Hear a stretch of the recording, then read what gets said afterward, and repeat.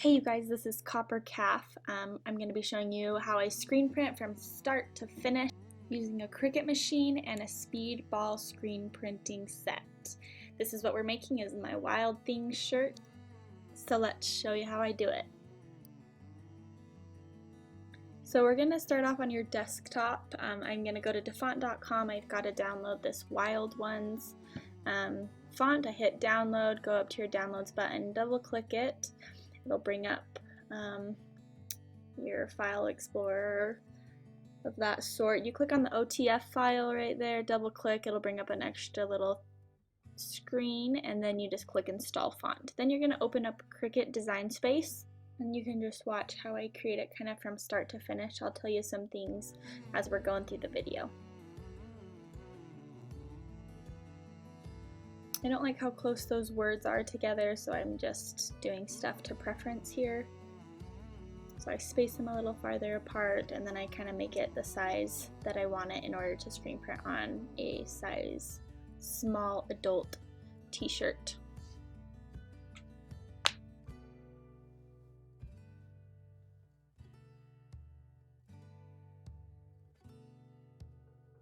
You have to remember that when you download a new font, you have to close Cricut Design Space out and then reopen it, or else your font won't be there. I don't know why sometimes the fonts are all together as one word and they don't do spaces, but this is one of them, so you'll just watch as I real quickly go through, separate the words, and kind of just place them how I want. It's a cursive font, so I'm going to have to connect them individually. Here I align to bottom, which that G throws it off, so I just bring that things down to where the rest of it is even with the other words.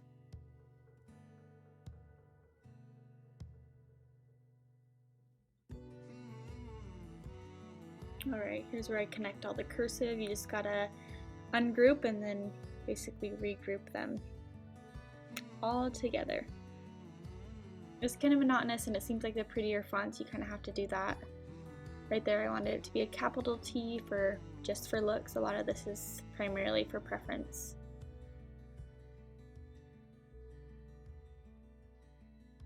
Here I'm just kind of resizing things there. I had to group them all back together. I wanted I wanted my R a little bit bigger. You can see the W on Wild. I wanted a little bit bigger. This is all just preference and all for looks.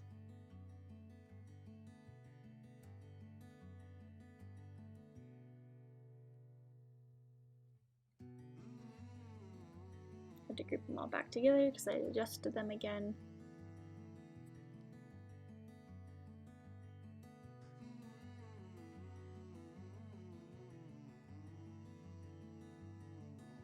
Some small finishing touches here and there just for placement.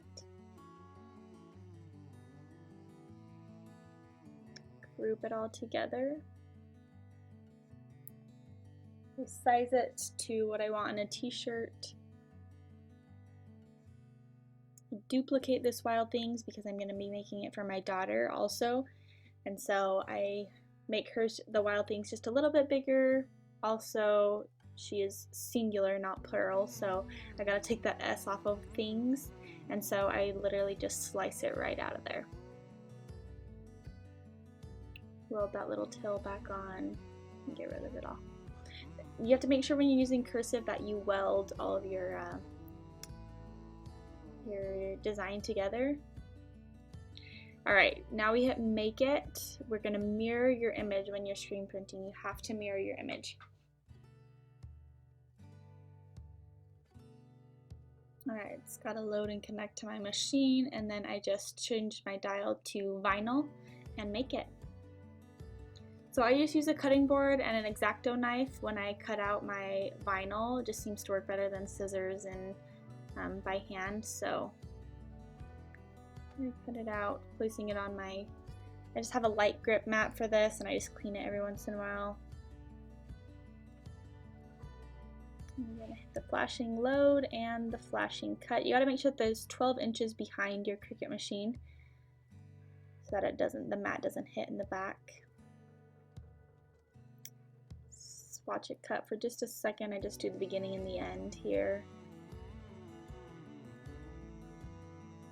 Back to the computer. Almost done.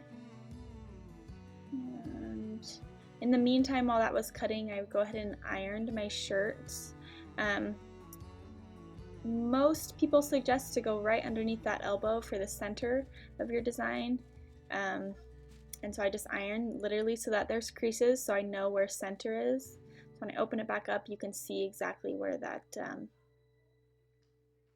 center of design needs to be. And I do the same thing with my daughter's little t-shirt here. Same thing, I fold right underneath the elbow and I just iron it for the creases.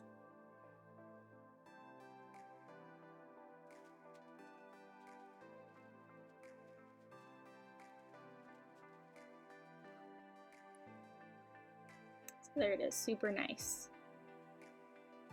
Alright, back to my cutting machine. You always bend your mat away from your vinyl because it can pull the backing off your vinyl, which will ruin your whole design. Now, when you're screen printing, you've got a reverse weed. So you reverse, you don't pull away the excess, you pull away the actual wording, and you got to do that throughout your whole entire design. I pulled that middle of that D off and I just recentered it and put it back on.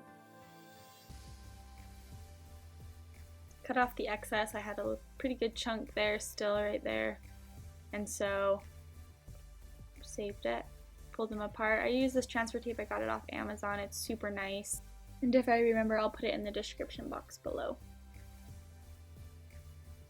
So you're just literally using it as a stencil, so pull it away from that backing. Here's my speedball screen that I have.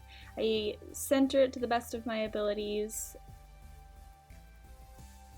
You can see around the edge of this screen that I have there, it's a cord and screen setup, so you can, as this part right here kind of stretches out your screen over time, I just pull that screen and cord out, stretch out my screen and press that cord back in, and it tends to work really well. This part I do on a flat surface, so it doesn't tend to do it too bad. I've only had to do that once, so to me it's not that big of a deal. Now you're just trying to pull your transfer tape away from your design. And there it is. Again, just varnishing to make sure it's stuck really well so the paint can't pool up in any way.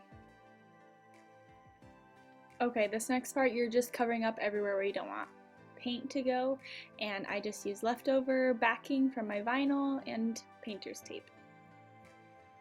And there it is, all done. Doesn't have to be pretty, it's functionable. Next, you need to put parchment paper in your shirts. This is the 2T shirt that I'm doing first for my daughter. You have to have a hard, flat surface behind your screen. So there I'm just using one of my kids' books. And here I'm just gonna center it.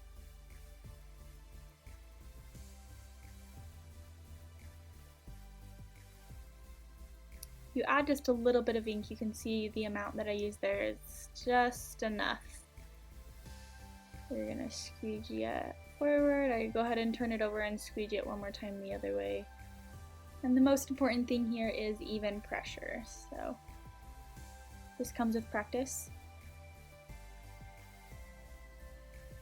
And look at those really pretty crisp lines. Now I'm just gonna cover up that piece that I had already done, and because I don't want ink to go through there anymore, I just covered up with the back of a sheet of vinyl.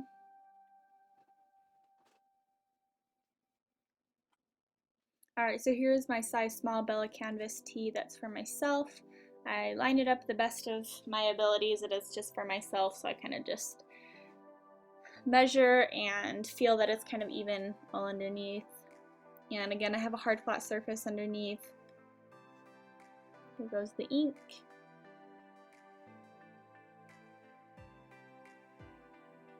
You can kind of see the amount of ink that I use there, a little bit more than the other just because it's a bigger design. Alright, now here's all four fingers. I have an even pressure across my squeegee going up and down. It really slides really nicely over there, so it's not as hard as it looks, I guess. Don't waste any ink. You scrape it right back into your little jar.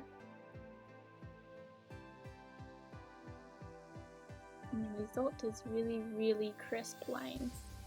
I just let them dry for a couple of hours, put a parchment piece of paper over the top of it, and iron over it again. Here's me and my daughter wearing them for my birthday. They turned out so cute. Let me know in the comments below if you guys have tried screen printing or if you have any questions from this video. Post them there and I'll get back to you. Thanks for watching. Don't forget to subscribe.